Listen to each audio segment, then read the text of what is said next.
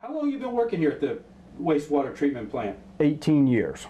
You worked here when Eric was running the show? When Eric was running it and when Eric's predecessor was running it. Gee.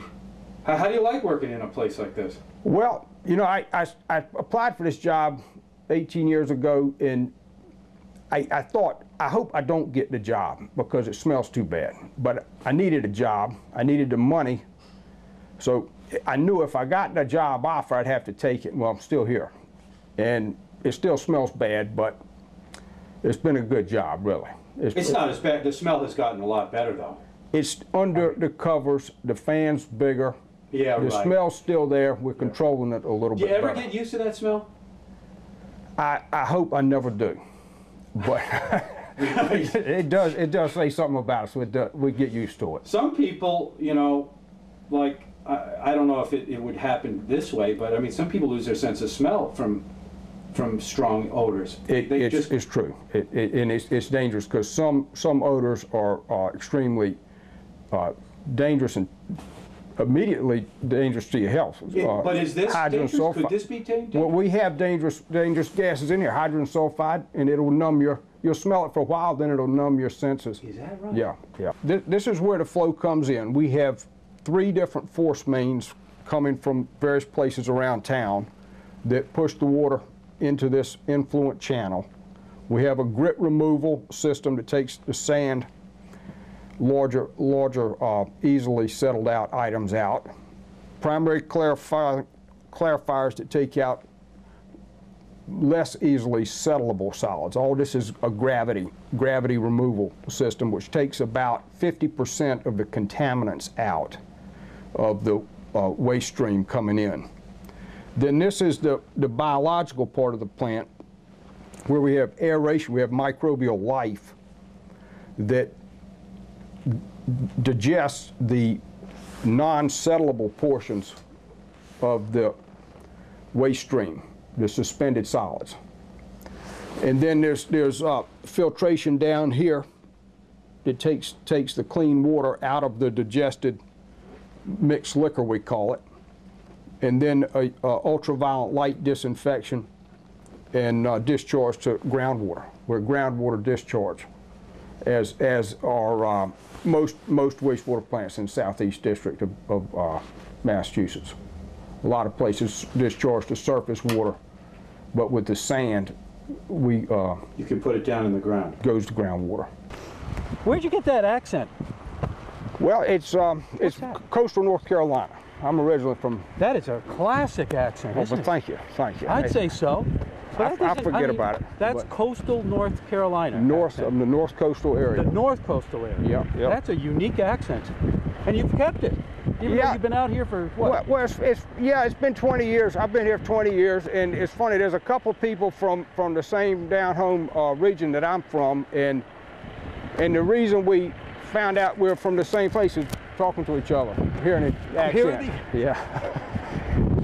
So what do you think about us Yankees up here? I mean, aren't you tired of us? No, I'm used to it. I'm used to it. You used to us? Yeah. It's a good crowd. You get home often? I try to get home once a year. Yeah. For a good trip. You know, short trips if something important comes up. What's the best thing about home? The flowers in the spring. It's just spring in the South. It's just the best. Oh, it's the best. Yeah, I like that everybody feels good. Have a real nice trip in the spring. Okay, this is our sludge truck that we got to haul the solids from Wisconsin. Is what we got it for. And what we're using it for today is hauling leachate from the landfill. We had the new landfill has a lined. The new landfill is lined, and it collects all the contaminants that ordinarily would be going to groundwater. And it's our responsibility, one of our jobs. I mentioned the pump stations, the other wastewater plant. We also, with the help of the guys at the Nantucket garage, keep the leachate vault pumped out and put it into our waste stream. How many of these trucks do we have?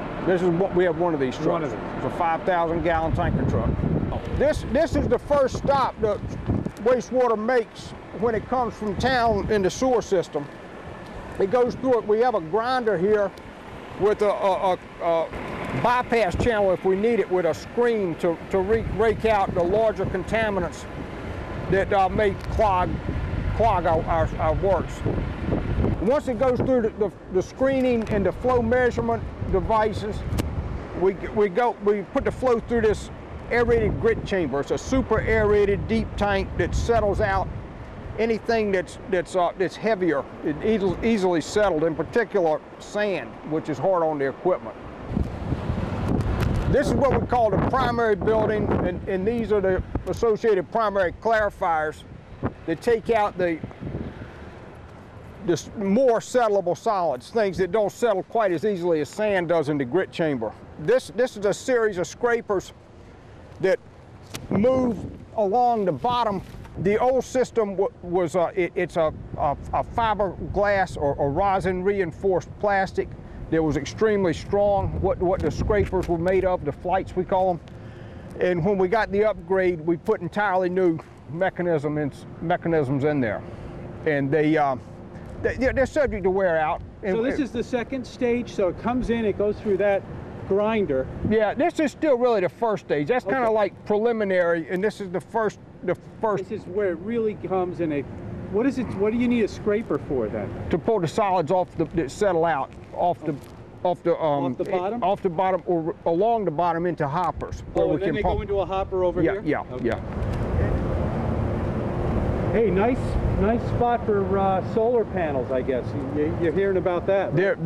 There's a lot of talk about it. This would be a good spot for it, huh? It certainly would be. The banks, what they're thinking about is the sunny sides of these beds. Do you ever have to get down in these things and put suits on and get down there? Well, yes, unfortunately, we do have to make confined space entry sometime, and it's a real headache. It's a lot of safety precautions. We got to get suited up, number one. We got to get poison gas meters. We got a whole procedure, the confined space entry procedure with a test for gases, have to have proper retrieval equipment. This is truly one of those dirty jobs. It's a dirty job. Well, Jim.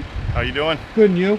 So far, so good. What you're the driver? Today? Today. We're hauling leachate from the landfill, from the line cell, to dump back into our system. So what is out there? What's the leachate in the landfill?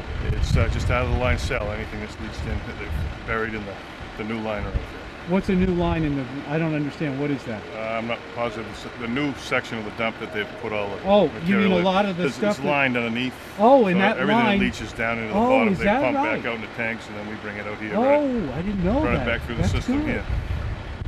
So this is all dump water, pretty much. Dump. Not all dump. Mostly just some of the old dump water is probably still out there. Start in there, yeah.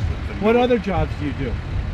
Anything around the plant. Anything they need. Anything they need. You used to? Are you still a plumber? Sometimes. Okay. Still dealing with the same material.